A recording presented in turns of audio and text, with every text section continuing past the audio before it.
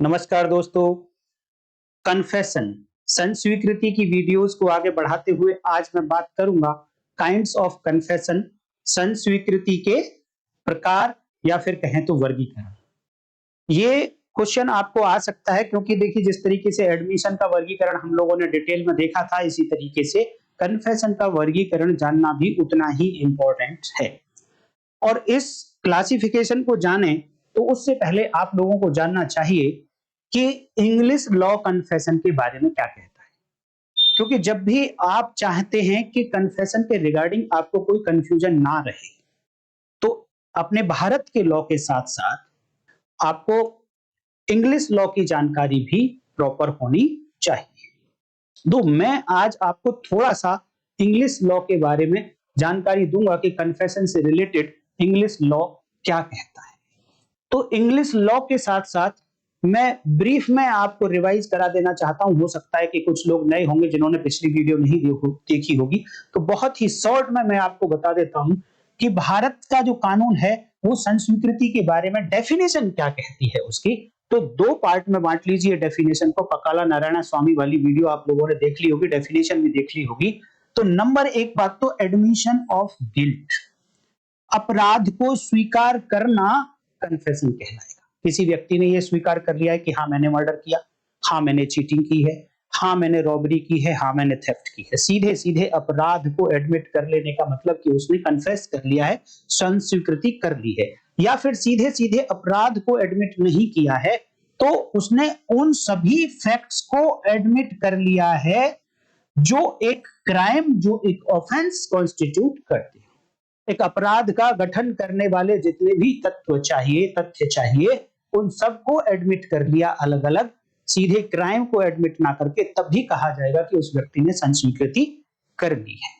पकाला नारायण स्वामी इसकी डेफिनेशन देते हैं, आप लोगों ने जरूर देख ली होगी। और ध्यान देना, ये जो पहले टाइप का कन्फेशन है इसको मैं 1 नंबर दे रहा हूं और ये जो दूसरे टाइप का कन्फेशन है मैं इसको 2 नंबर दे रहा हूं।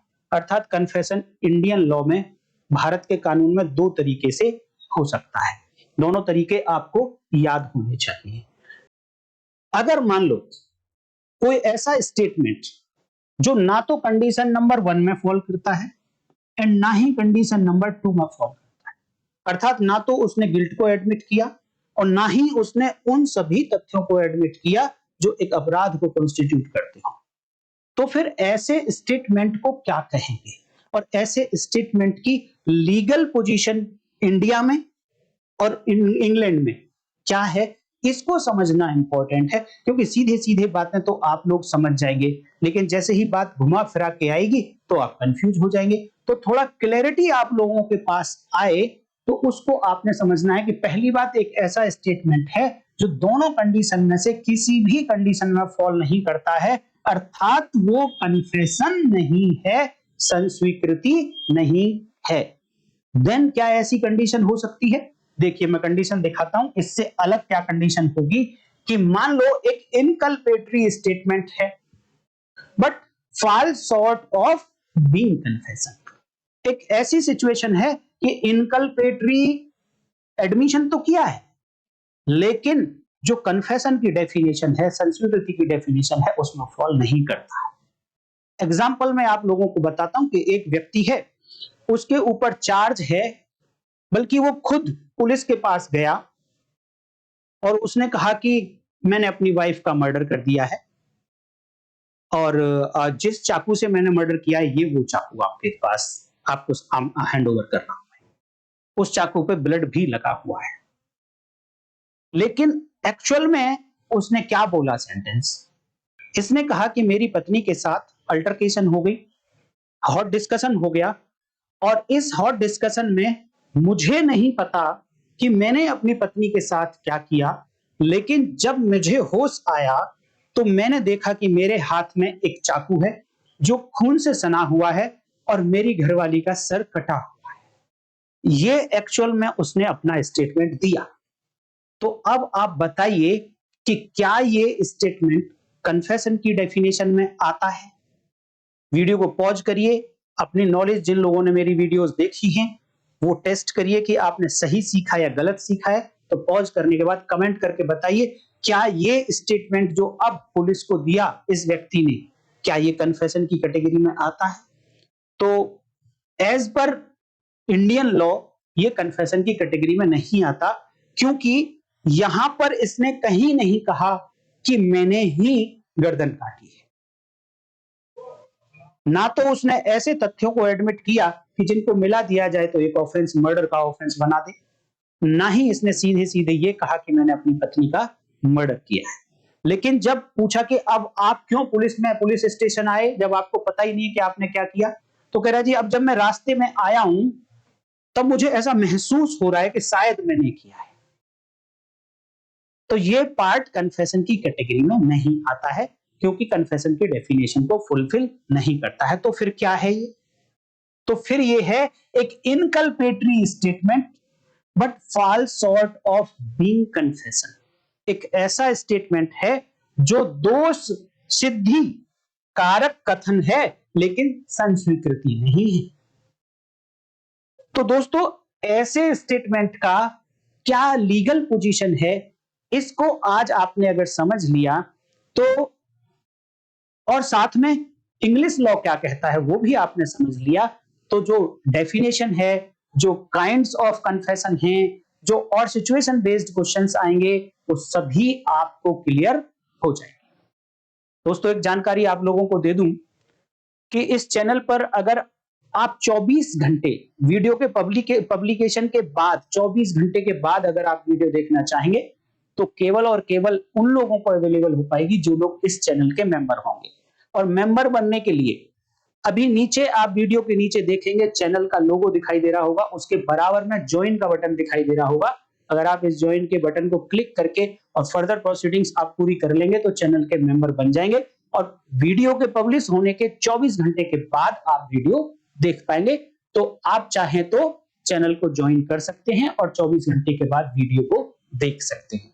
तो आते हैं लौटकर कि इनकल्पेटरी स्टेटमेंट था, कुछ बातें ऐसी कही उसने जो उसके अगेंस्ट उसके केस में जा सकती थी, बट स्टिल इंडियन लॉ के अकॉर्डिंग वो कन्फेशन नहीं था।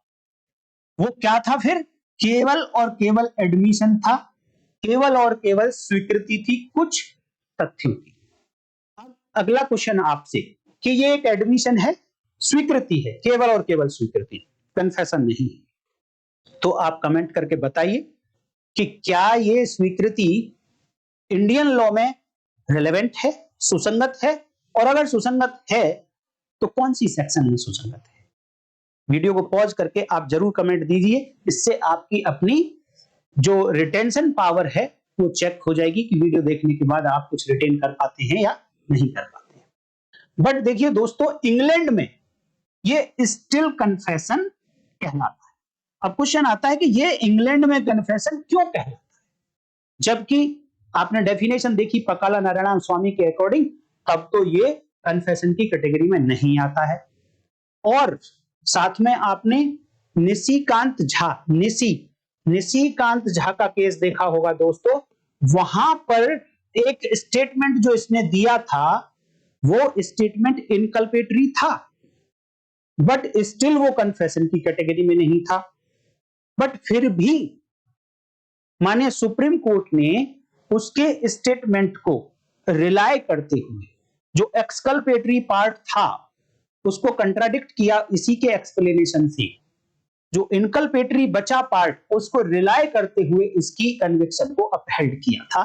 तो ऐसा क्या हो गया कि ये कन्फेशन तो नहीं है, और जबकि कन्फेशन अगर वॉलंटरी है और ट्रस्टवर्दी है तो दोस्तों वो सब्सटेंशियल एविडेंस होता है। अब ये कन्फेशन तो था नहीं, इवन देन इसको सजा क्यों दी गई?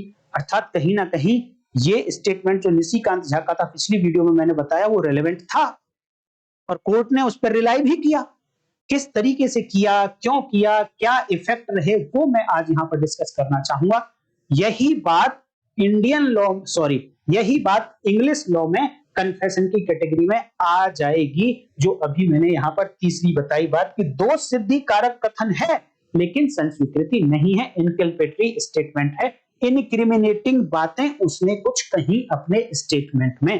तो इस बात को जानना अगर है आपको तो अब आपको पढ़ना पड़ेगा police and criminal evidence act 1984। नाम अजीब सा लग रहा होगा देखने में, तो आपको मैं ये बता दूं, ये इंग्लैंड का लॉ है, इंडिया का लॉ नहीं है, भारत का कानून नहीं है, ये इंग्लैंड का लॉ है। और वहां पर एक सेक्शन 82 और उसकी सब सेक्शन 1 जब आप पढ़ेंगे तो वहां पर कन्फेशन की डेफिनेशन दी गई है। जबकि साथ के साथ आप ये जान लीजिए कि अपना जो भारत का कानून है, भारतीय साक्ष्य अधिनियम, या इससे पहले जो इंडियन एविडेंस एक्ट 1872 था, उसमें कन्फेशन संस्वीकृति की परिभाषा नहीं दी गई थी। स्टिल इंग्लैंड में इस कानून में कन्फेशन की डेफिनेशन दी गई है। इस डेफिनेशन को आपको क्यों समझना है दोस्तों? अगर आप काइंड समझना चाहते हैं, क्लासिफिकेशन समझना चाहते हैं, तो आपको ये लॉ जानना ही पड़ेगा। और इसलिए भी जानना पड़ेगा क्योंकि हमारा लॉ कहीं ना कहीं इंग्लैंड से ही बोरो किया गया है। तो कहीं ना कहीं इंग्लैंड के लॉ की आत्मा हमारे कानून की आत्मा में मिलती जुलती दिखाई देती है। तो आपको फर्दर और एक्सप्लेन करना है तो इंग्लैंड के लॉ को आपको सीखना ही पड़ेगा। तो इस सेक्शन में 82 subsection 1 of police and criminal evidence act 1984 में क्या लिखा गया? एनी स्टेटमेंट, ध्यान देना, हमारी जब डेफिनेशन दी गई थी पकाला नारायण स्वामी में, तो वहां कहा गया था अ कन्फेशन इज एन एडमिशन। पहली बात ये कही गई थी, बट यहां कहा गया है एनी स्टेटमेंट, एडमिशन नहीं, एनी स्टेटमेंट होली और partly adverse to the person who made it. ये देखिए कन्फेशन की डेफिनेशन है इंग्लैंड के अंदर। उन्होंने कहा कि ऐसा कथन जो या तो पूर्ण रूप से या आंशिक रूप से अगेंस्ट जाता है, विरुद्ध जाता है उस व्यक्ति के जिस व्यक्ति ने ऐसा कथन किया है, तो वो क्या कहलाएगा? वो कन्फेशन संस्वीकृति कहलाएगा इंग्लैंड में। आपको ध्यान रखना है, कंफ्यूज नहीं हो जाना कि ये डेफिनेशन आप अपने इंडियन कानून के लिए मत समझ लेना, ये इंग्लैंड के लिए। और आगे लिखा whether made to a person in authority और नॉट।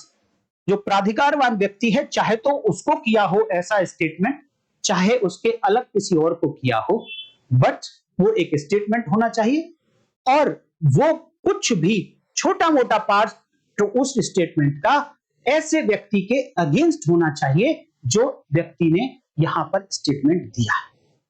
अब अगर आप इस डेफिनेशन को थोड़ा सा भी ध्यान में रखेंगे तो आप पाएंगे कि यहां पर लिखा है कि पार्टली एडवर्स भी है।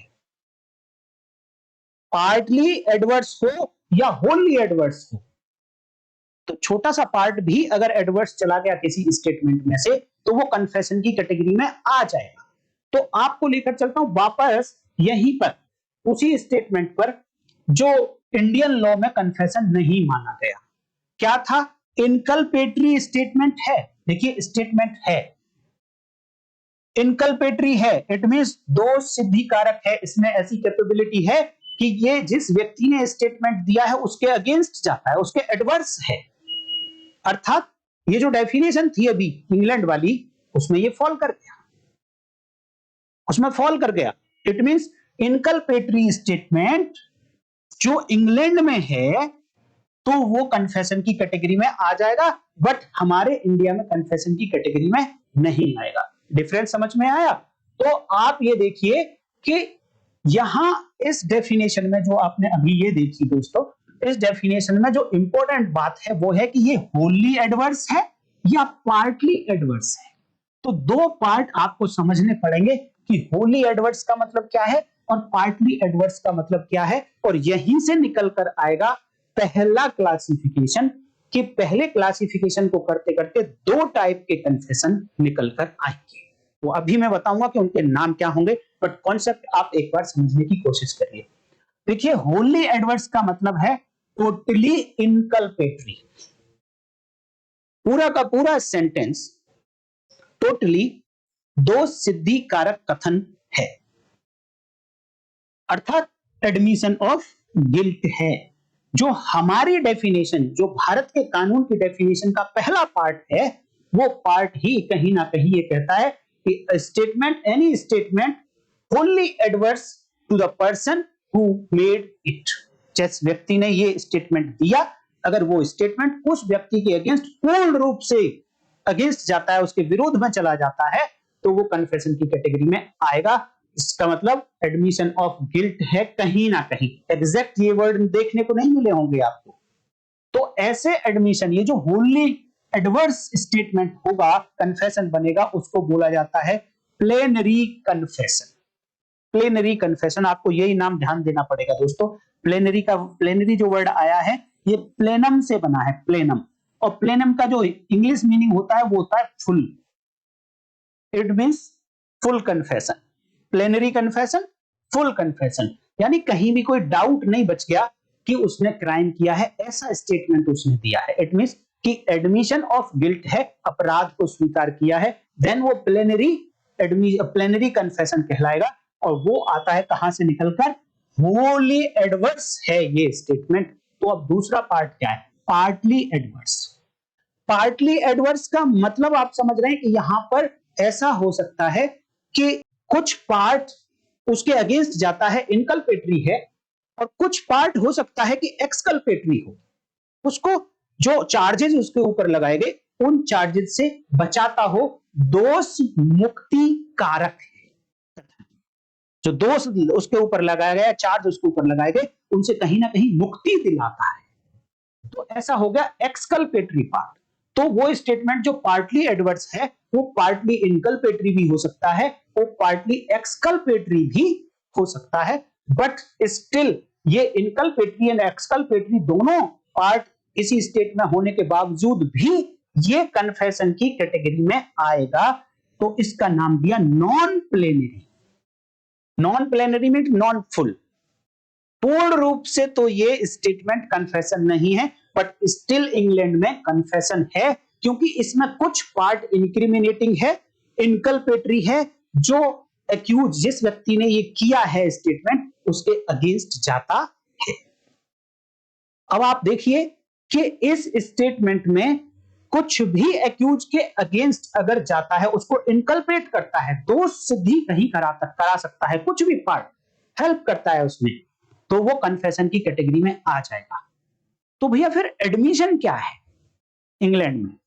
एडमिशन वो जहां पर कुछ भी क्रिमिनल नहीं एडमिट किया उसने, सब कुछ टोटली सिविल है। इसीलिए इंग्लैंड में सिविल केसेस में केवल एडमिशन होता है और क्रिमिनल केसेस में केवल कन्फेशन होता है। बट हमारे यहां ऐसा नहीं है। हमारे यहां क्या देखा आपने कि वो पार्ट, जो पार्ट इनकल्पेटरी है बट कन्फेशन नहीं है, तो ऐसे पार्ट को इंग्लैंड में तो कन्फेशन माना, लेकिन इंडिया में एडमिशन ही है बस। तो थोड़ा सा कंसंट्रेट करो, एक बार मैं फिर से रिपीट करूंगा, थोड़ी अटेंशन आप लोगों की इधर। अच्छी लग रही है वीडियो तो वीडियो लाइक कर दीजिए दोस्तों, हाइप भी कर देना, साथ में हाइप का बटन भी मिलेगा, फ्री ऑफ कॉस्ट जितने भी पॉइंट आप दे सकते हो दे दीजिए। नए हो आप चैनल पर तो चैनल को सब्सक्राइब कर लीजिए और ज्वाइन जरूर कर लीजिए अगर 24 घंटे के बाद आपको एक्सेस चाहिए वीडियोस का। तो थोड़ा सा अटेंशन आप दीजिए कि अगर किसी स्टेटमेंट में इनकल्पेटरी पार्ट है, चाहे वो टोटल कन्फेशन नहीं है, तो इंग्लैंड में और इंडिया में क्या पोजीशन है? इंग्लैंड में वो कन्फेशन की कैटेगरी में आएगा, संस्वीकृति वो कहलाएगा। जरा सा भी इनकल्पेटरी पार्ट अगर है किसी स्टेटमेंट में, तो एक्सकल्पेटरी है या नहीं है छोड़ दो उसको थोड़ी देर के लिए, अगर एक्सकल्पेटरी भी है तो भी वो कन्फेशन की कैटेगरी में आएगा, क्योंकि डेफिनेशन सिंपल इतना कहती है कि इनकल्पेटरी जरूर होना चाहिए, एक्सकल्पेटरी उसमें हो या ना हो, बट इनकल्पेटरी अगर थोड़ा सा भी है, आंशिक रूप से भी है, तो वो कन्फेशन की कैटेगरी में आ जाएगा। लेकिन इंडिया में इनकल्पेटरी स्टेटमेंट है, इनक्रिमिनेटिंग बातें एडमिट करी हैं, लेकिन पूरा गिल्ट एक्सेप्ट नहीं किया और ना ही उस ऑफेंस को कॉन्स्टिट्यूट करने वाले सारे तथ्यों को सब्सटेंशियली एडमिट किया, नहीं किया ऐसा, लेकिन इनकल्पेटरी है, इनक्रिमिनेटिंग है स्टिल, तो वो कन्फेशन की कैटेगरी में ना आकर वापस एडमिशन की कैटेगरी में चला जाता है, स्वीकृति की कैटेगरी में चला जाता है। तो ये डिफरेंस है इंग्लैंड में और इंडिया के कन्फेशन में। इट मींस कि इंडिया में जो प्लेनरी कन्फेशन है यही कन्फेशन है, जो नॉन प्लेनरी कन्फेशन है ये कन्फेशन की कैटेगरी में नहीं आएगा। लेकिन अब दोस्तों यहां पर आपको ध्यान देना कि अभी ये पहला क्लासिफिकेशन है, इस पर जाऊंगा, पहले उससे पहले आपको एक छोटी सी बात बता दूं कि निशिकांत झा का जो केस है यहां पर बड़ा इंपॉर्टेंट हो जाता है। निशिकांत झा, नाम रट लो आप इसका, निशिकांत झा। यहां पर क्या था इसका स्टेटमेंट, मैं आपको दिखा देता हूं। एज पर डेफिनेशन कन्फेशन की कैटेगरी में नहीं आता, लेकिन फिर भी उसको रिलाई करते हुए कन्विक्शन अपहेल्ड की थी सुप्रीम कोर्ट ने। तो ऐसा क्या चेंज आया, क्योंकि यहां से टर्मिनेटिंग पॉइंट है दोस्तों, ये यहां से चेंज आ गया था। यहां पर क्या था, निशिकांत झा ने कहा था कि मेरे कपड़ों पर ब्लड लगा हुआ था। पहली बात तो इसके ऊपर चार्ज था इसी के दोस्त के मर्डर का, और वो ट्रेन में इसने किया था, तो इसके ऊपर चार्ज है इसके दोस्त के मर्डर का जो ट्रेन में किया है। उसी दौरान इसके कपड़ों पर ब्लड लग गया। उस ब्लड को एक गांव के किनारे नदी जा रही थी, उसमें ये धो रहा था कपड़ों, ब्लड साफ करने के लिए। तो इसने ये एडमिशन किया अपने स्टेटमेंट में कि हां मेरे कपड़ों पर ब्लड लगा हुआ था। दूसरा एडमिशन किया, हां मैं इस ब्लड को नदी में धो रहा था। दोनों स्टेटमेंट इनकल्पेटरी हैं, लेकिन कहीं भी इससे, इन दोनों स्टेटमेंट से ये नहीं निकल कर आता है कि इसी ने अपने फ्रेंड का मर्डर किया है ट्रेन में, बिल्कुल नहीं बनता। तो इट में सीधे सीधे गिल्ट नहीं एक्सेप्ट किया। तो पहले पार्ट के आधार पर कन्फेशन नहीं हुआ। अब दूसरे पार्ट को चेक कर लीजिए कि दूसरे पार्ट में है कि ऐसे तथ्य जो मर्डर के ऑफेंस को, क्योंकि मर्डर का चार्ज है इसके ऊपर, तो मर्डर के ऑफेंस को कॉन्स्टिट्यूट करते हो, क्या ऐसे तथ्य हैं ये दोनों कि मेरी कपड़ों पर ब्लड लगा हुआ है और उन कपड़ों को मैं नदी में धो रहा था, तो उसमें भी फॉल नहीं करता। तो इंडियन डेफिनेशन के अकॉर्डिंग निशिकांत झा का जो स्टेटमेंट था वो कन्फेशन नहीं था। तो क्या बच गया, जवाब दो, आप वीडियो को पॉज करो और जवाब दो। वो बच गया एडमिशन। लेकिन यही बात अगर इंग्लैंड में होती तो क्या होता, तो वो कन्फेशन हो जाता, क्योंकि वो कहते हैं पार्टली भी एडवर्स जाता है, इसकी आंशिक रूप से भी एडवर्स जाएगा तो भी कन्फेशन की कैटेगरी में आ जाएगा। बट इंडिया में ऐसा नहीं है, इंडिया में क्या रह गया, वो एडमिशन। तो अब क्वेश्चन आता है कि क्या इस एडमिशन को एडमिट करते हुए सजा दी जा सकती थी जो निशिकांत झा को दी गई। तो पहली बात तो कि इस एडमिशन को चेक करो कि ये रेलेवेंट है क्या। यस रेलेवेंट है, 21 Indian Evidence Act corresponding to 19 BS, क्योंकि कन्फेशन की कैटेगरी से वापस लौटकर एडमिशन में आ गया और एडमिशन सेक्शन 19 में रेलेवेंट है and may be proved against the person who made it. जिस व्यक्ति ने ऐसा एडमिशन किया उसके अगेंस्ट प्रूव किया जा सकता है। तो गांव के लोगों के सामने ऐसा उसने एडमिट किया था, तो उन्होंने प्रूव कर दिया कि हाँ ये एडमिट किया था। लेकिन ध्यान देना, एज ए कन्फेशन मानते हुए इसको सजा नहीं दी। उन्होंने कहा कि अगर ऐसा पार्ट, ऐसा स्टेटमेंट जिसको पुलिस तो कन्फेशन कह रही है बट एक्चुअली वो कन्फेशन है नहीं। क्यों? क्योंकि इसके अंदर दोनों पार्ट हैं, इनकल्पेटरी भी और एक्सकल्पेटरी भी। तो इंडिया में तो क्लियर है कि जब एक्सकल्पेटरी पार्ट अवेलेबल है तो वो कन्फेशन नहीं होगा, लेकिन सजा के टाइम पे कैसे देखना है इसको, प्रूव हुआ या नहीं हुआ उसके बाद कैसे इसको एप्रिसिएट करना है।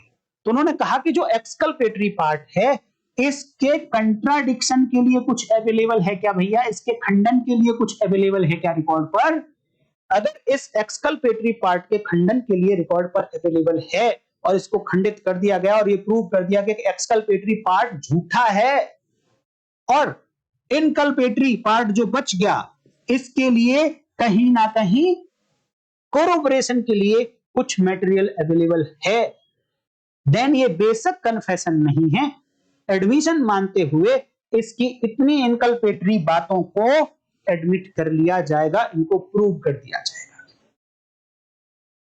अगर ये एक्सकल्पेटरी बातों को कंट्राडिक्ट करने के लिए, फॉल्स प्रूव करने के लिए रिकॉर्ड पर कुछ नहीं है, तो फिर भैया इसको आप अलग अलग नहीं कर सकते और फिर आप इसे प्रूव नहीं मान सकते और फिर सजा नहीं दे सकते, जैसा कि पलविंदर कौर वाले मामले में हुआ था। क्योंकि पलविंदर कौर वाले मामले में कहीं भी कोई दूसरी एविडेंस नहीं थी और ना ही उसके स्टेटमेंट में कहीं कोई कंट्राडिक्शन था।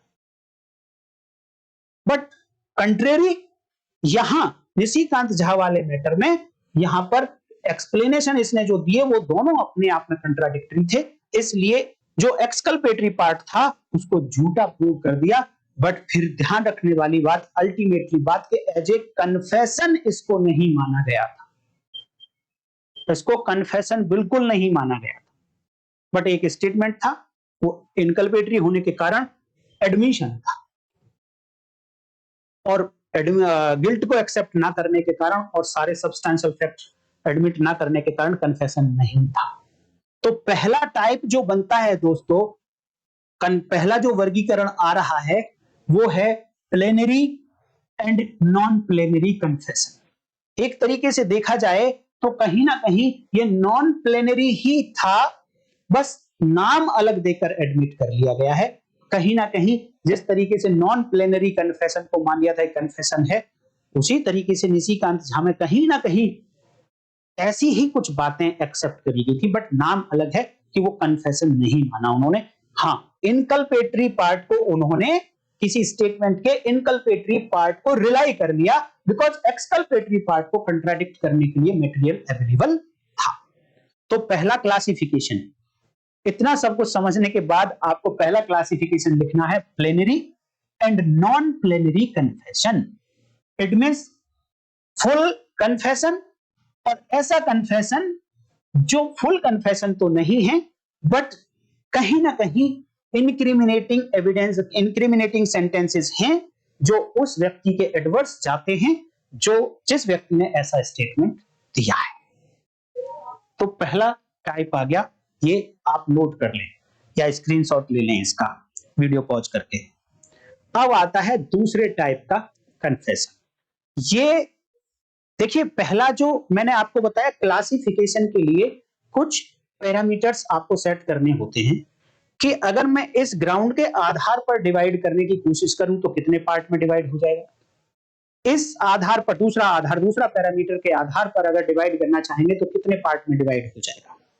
तो पहला पार्ट कि इनकल्पेटरी है कितना, कितना एक्सकल्पेटरी है, पार्टली है या होली है, एडवर्स, उसके आधार पर डिसाइड किया। तो दो टाइप का, प्लेनरी एंड नॉन प्लेनरी।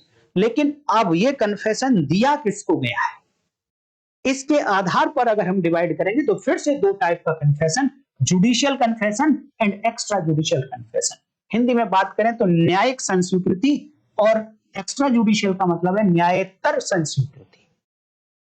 अब जैसा कि नाम से आप देख पा रहे होंगे, जुडिशियल कन्फेशन का मतलब है कि ये कन्फेशन किसको दिया गया, या तो कोर्ट या मैजिस्ट्रेट, और उन्हीं ने इसको रिकॉर्ड किया। तो any confession made to court और made to magistrate and recorded by court and magistrate. तो आपको पता होना चाहिए कि कोर्ट अलग यूज होता है वर्ड, मैजिस्ट्रेट वर्ड अलग यूज होता है। तो क्वेश्चन आता है कि जब यहां कोर्ट लिख ही दिया कि रिकॉर्डेड बाय कोर्ट, तो क्या इस कोर्ट में मैजिस्ट्रेट शामिल नहीं है? इसके लिए मैंने ऑलरेडी एक वीडियो बनाई हुई है दोस्तों। मैजिस्ट्रेट और कोर्ट आप लिख देंगे और साथ में लीगल नेम लिख देंगे तो वीडियो निकल कर आ जाएगी। बहुत ही इंपॉर्टेंट वीडियो है, ग्राफ के साथ मैंने समझाई है, आपको जरूर देखना चाहिए। हाँ, ये बात सच है कि इस कोर्ट में कभी कभी मैजिस्ट्रेट शामिल नहीं होता है, इसलिए मैजिस्ट्रेट को अलग से लिखा। तो अगर कोई कन्फेशन कोर्ट को दिया गया, कोर्ट ने रिकॉर्ड किया, या कन्फेशन मैजिस्ट्रेट को दिया गया, मैजिस्ट्रेट ने रिकॉर्ड किया, तो ऐसे कन्फेशन जुडिशियल कन्फेशन, न्यायिक संस्वीकृति कहलाती है। अब इनसे अलग किसी और व्यक्ति को दिया तो वो दूसरे टाइप का एक्स्ट्रा जुडिशियल कन्फेशन कहलाएगा। मैं अभी आऊंगा उस पर ध्यान देना कि जुडिशियल में केवल कोर्ट या मैजिस्ट्रेट दो लोगों को दिया, और इनसे अलग किसी और को दिया इंक्लूडिंग पुलिस, वो सब एक्स्ट्रा जुडिशियल कन्फेशन है। अभी डिटेल में बताऊंगा आपको, थोड़ा सा बने रहिए वीडियो। बट यहां कुछ बातें बताना चाहता हूं कि मैंने लिखा है रिकॉर्डेड बाय कोर्ट, तो कोर्ट कब कब कन्फेशन रिकॉर्ड करती है। अभी रिकॉर्डेड बाय मैजिस्ट्रेट नहीं, मैं कोर्ट की बात कर रहा हूं। कोर्ट में मैजिस्ट्रेट इंक्लूड भी है और इस कोर्ट में मैजिस्ट्रेट कभी कभी इंक्लूड नहीं भी। तो पहली बात करते हैं, सेक्शन देखेंगे आप 228 सीआरपीसी, नाउ सेक्शन 251 बीएनएसएस। जब सेशन ट्रायल की बात होती है तो सेक्शन 228 सीआरपीसी या 251 बीएनएसएस कहती है चार्ज फ्रेम करने के लिए बात करती है, और कहती है चार्ज अब फ्रेम कर दिया।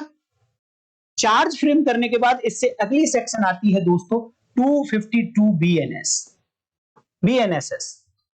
अब यहां पर कहा गया कि वो चार्ज जब एक्यूज को पढ़कर सुना दिया गया तब उससे कोर्ट पूछेगी वेदर यू प्लीड गिल्टी और नॉट।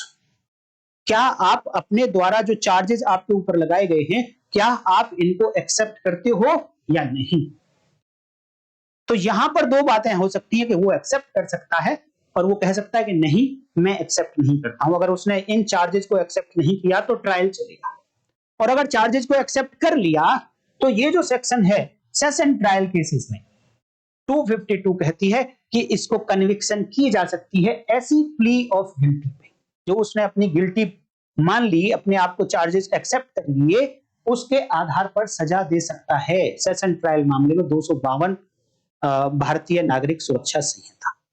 और साथ में इसी में लिखा है कि चाहे तो वो ट्रायल भी कर सकते हैं, क्योंकि देखिए कन्फेशन के मामले में मैंने पिछली वीडियो में भी आपको बताया था, दो बातें आपके माइंड में रटी हुई होनी चाहिए। नंबर एक बात कि वो जो कन्फेशन होगा वॉलेंटरी होना चाहिए। क्या होना चाहिए भैया?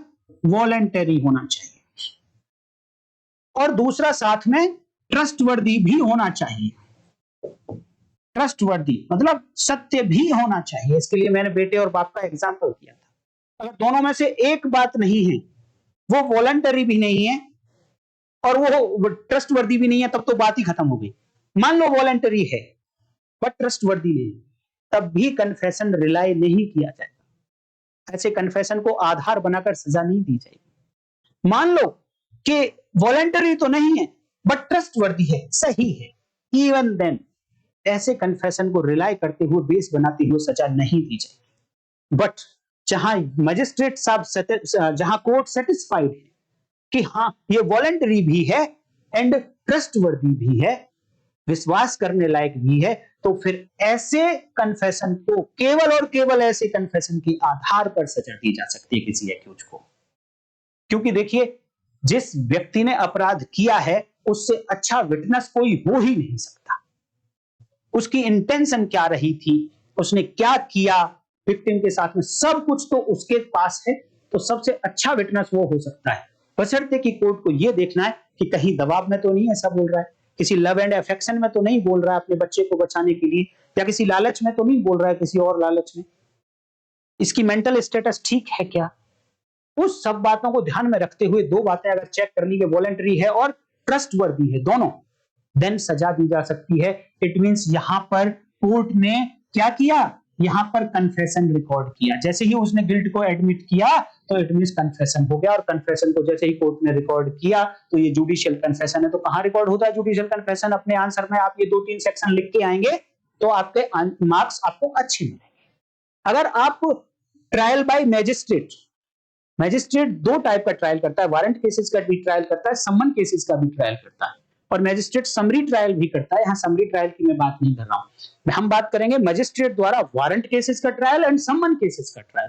तो देखिए जब वारंट केसेस के ट्रायल की बात आएगी तो सीआरपीसी में 240 अब हो गई है 263, 263 वारंट केसेस का ट्रायल।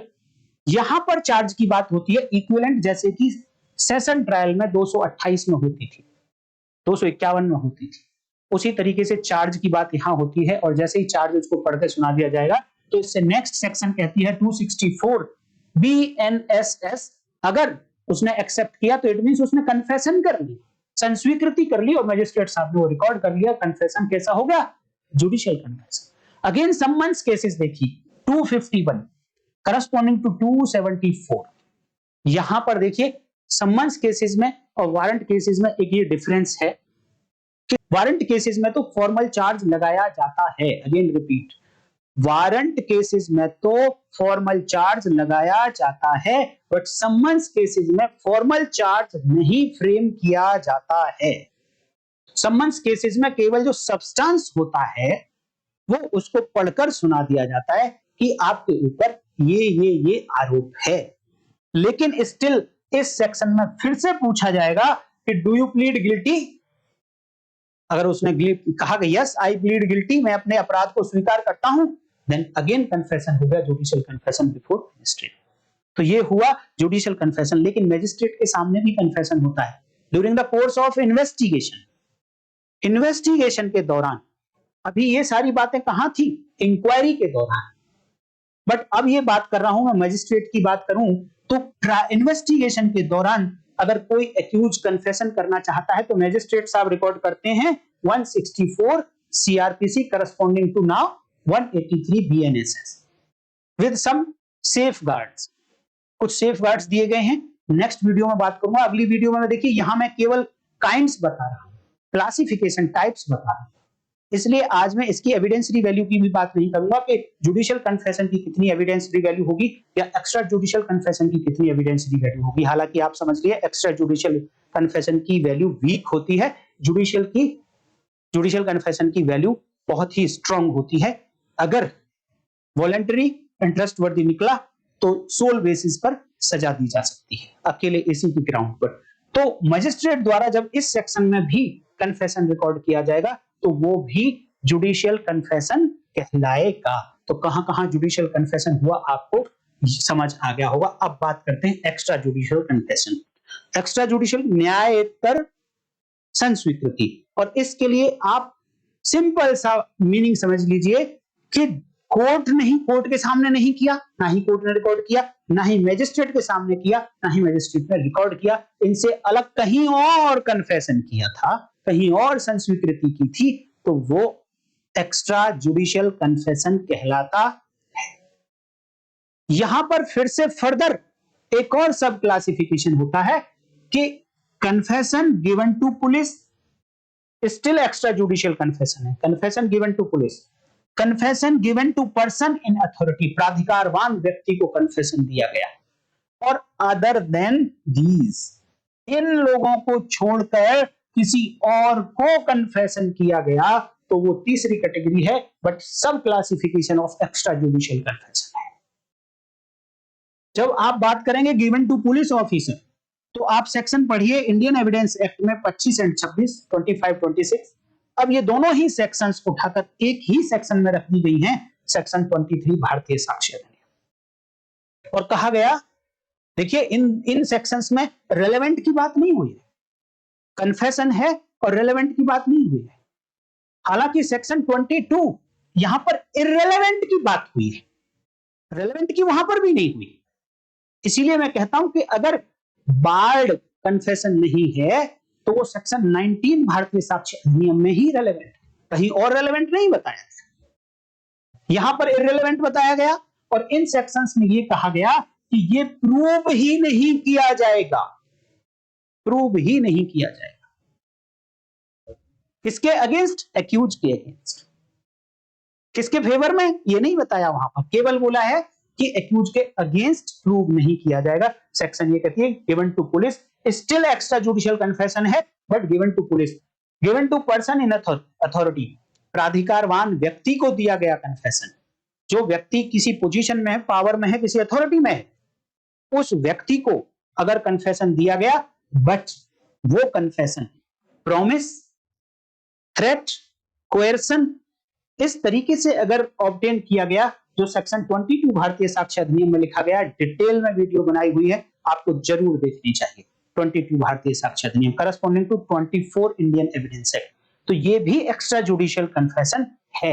इनसे अलग किसी भी व्यक्ति को दिया गया, ना वो पुलिस ऑफिसर है, ना ही वो पर्सन इन अथॉरिटी है, तो कोई थर्ड पर्सन है, अगर उसको कन्फेशन दिया गया तो स्टिल एक्स्ट्रा जुडिशियल कन्फेशन है, बट इसकी वैल्यू बड़ी वीक है। ये तो प्रूव किया ही नहीं जाएगा, ये इररेलेवेंट है।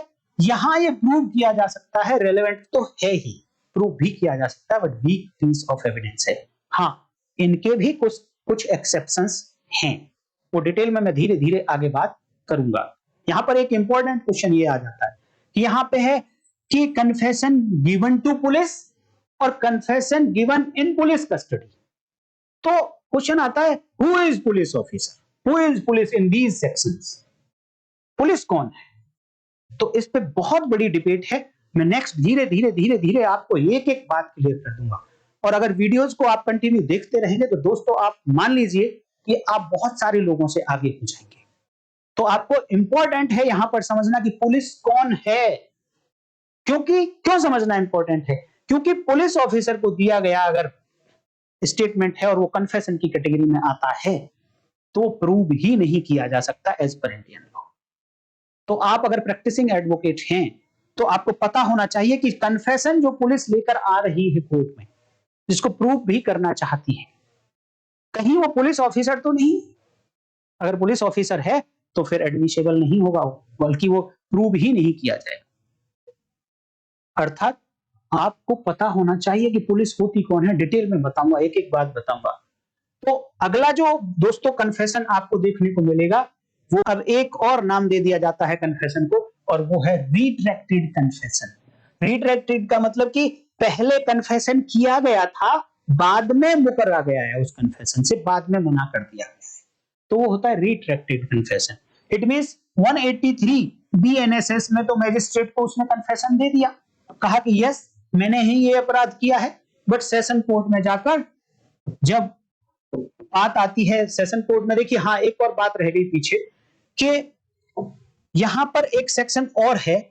कोर्ट जब जुडिशियल कन्फेशन की बात आती है तो 281 सीआरपीसी करस्पॉन्डिंग टू 316 बीएनएसएस, यहां पर कहा गया कि एक्यूज को एग्जामिन किया जाता है। कहां एग्जामिन किया जाता है? 313 सीआरपीसी करस्पॉन्डिंग टू 351 बीएनएसएस, यहां पर एक्यूज को एग्जामिन किया जाता है लास्ट में, जब प्रोसिक्यूशन एविडेंस एंड हो जाती है उसके बाद एक्यूज को एग्जामिन किया जाता है। और 281 कहती है कि उसको रिकॉर्ड करना है। अब ये रिकॉर्ड हुआ है, अगर इस एग्जामिनेशन के दौरान उसने अपने गिल्ट को एक्सेप्ट कर लिया या फिर उन सभी फैक्ट्स को एडमिट कर लिया जिनको इकट्ठा कर दिया जाए तो एक ऑफेंस कॉन्स्टिट्यूट कर देते हैं, देन भी वो जुडिशियल कन्फेशन होगा। तो जुडिशियल कन्फेशन की बात आए तो ये 4 सेट ऑफ सेक्शंस आपको लिखनी चाहिए। तो रिट्रैक्टेड का मतलब है दोस्तों कि मैजिस्ट्रेट साहब के सामने तो उसने कन्फेशन कर दिया था, बट जैसे ही सेशन कोर्ट के सामने गया तो उसने मना कर दिया, नहीं मैंने तो ऐसा कोई ऑफेंस नहीं किया है साहब। तो अब वो कहेंगे कि जी ये तो आपका साइन हो रखा है इस स्टेटमेंट पे। कह रहा है जी मुझे तो नहीं पता कैसे करा लिया उन्होंने, और मुझे ध्यान नहीं है जी, मुझे तो जो प्रेशर में था जी, पुलिस ने ऐसा धमकाया था जी, उसने धमकाया था जी। तो फिर कोर्ट के ऊपर ये ड्यूटी आ जाती है कि वो मजिस्ट्रेट को एग्जामिन करे, ये चेक करने के लिए कि जो भी सेफ गार्ड इसमें दिए गए थे इसको रिकॉर्ड करने के लिए वो उसने फॉलो किए हैं, और अगर कोई सेफ गार्ड प्रॉपर फॉलो नहीं हुआ है तो क्यों नहीं हो पाया उसका एक्सप्लेनेशन देना है। क्यों? क्योंकि ये देखना है कि ऐसे जो मिस्टेक हो गई इसमें, कोई प्रोविजन फॉलो नहीं हो पाया तो कहीं उससे मिसकैरेज ऑफ जस्टिस तो नहीं हो रहा है, कहीं प्रेजुडिस तो नहीं हो गया है इसको, एक्यूज को। अगर नहीं हुआ है तो ऐसे एक्सप्लेनेशन के बाद इसको सही मानते हुए, वॉलंटरी मानते हुए, ट्रस्टवर्दी मानते हुए रिट्रैक्शन के बाद भी सजा दी जा सकती है। बट रिट्रैक्शन के बाद रूल ऑफ कॉशन फॉलो करना चाहिए, बहुत ही कॉशियसली कन्फेशन के आधार पर सजा देनी चाहिए। तो दोस्तों मैं उम्मीद करता हूं कि ये plenary, non plenary, judicial, extra judicial and retracted confession, ये टाइप्स ऑफ कन्फेशन आपको समझ आ गए होंगे। अगर सचमुच में समझ आए तो आप प्लीज कंफर्मेशन दीजिए, वीडियो को लाइक करके, हाइप करके, कमेंट करके, और चैनल को ज्वाइन जरूर कर लीजिए, तभी आपको मेरी वीडियो 24 घंटे के बाद मिल पाएंगी। अदरवाइज 24 घंटे के बाद आप वीडियोस को नहीं देख पाएंगे, या फिर आप पहले 24 घंटे में देख लीजिए। तो आज की वीडियो में इतना ही, आगे और बढ़ेंगे दोस्तों। मैं अगर और थोड़ा क्लासिफिकेशन करने की कोशिश करूं तो एक टेंटेड एंड अनटेंटेड कन्फेशन भी होता है, बहुत ज्यादा प्रचलन में है नहीं, बट हाँ जानना तो आपको चाहिए। तो थोड़ा सा इस पर भी कल बात करेंगे दोस्तों। तो आज की वीडियो में इतना ही, देखते रहिए लीगल लैंप। नमस्कार, जय हिंद।